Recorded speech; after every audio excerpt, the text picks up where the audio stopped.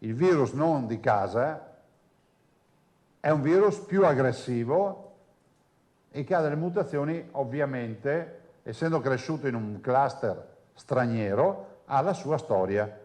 Una storia che preoccupa lo stesso governatore Luca Zaia e le autorità sanitarie che sui casi provenienti dall'estero stanno intensificando la sorveglianza sanitaria.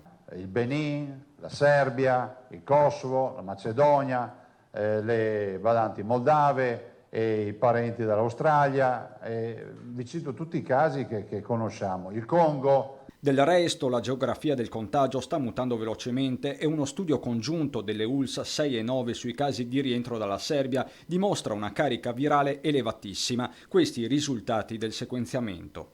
I virus dei 4 tamponi sono identici fra loro, quindi è lo stesso ceppo, la stessa mutazione, e appartenenti al cluster dei virus isolati in Serbia. Ciò vuol dire che i virus serbi sono gli stessi, cioè tra loro e uguali a quello in Serbia, ben diversi dai virus finora isolati in Veneto e in Italia. Avete capito perché bisogna stare attenti al virus che entra? Sotto controllo invece i cosiddetti cluster domestici contrassegnati da una carica virale bassa, dato che Zaia sottolinea senza lasciare spazio a fraintendimenti, a parlare in questa fase sono ancora una volta i tamponi. Non è una questione di residenza o di carta d'identità, è una questione semplicemente sanitaria. Come prima li facevamo a tappeto su di noi perché eravamo noi quelli infetti.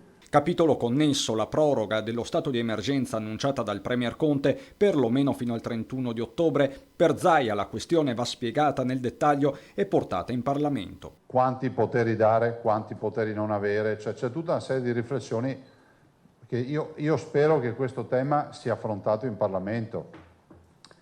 Considerate poi che c'è qualche collega che mi dice: ma senti, non ti è venuto un dubbio? Non ci hanno fatto votare a luglio perché c'è lo stato d'emergenza, adesso se ce ne fanno un altro non ci fanno votare più.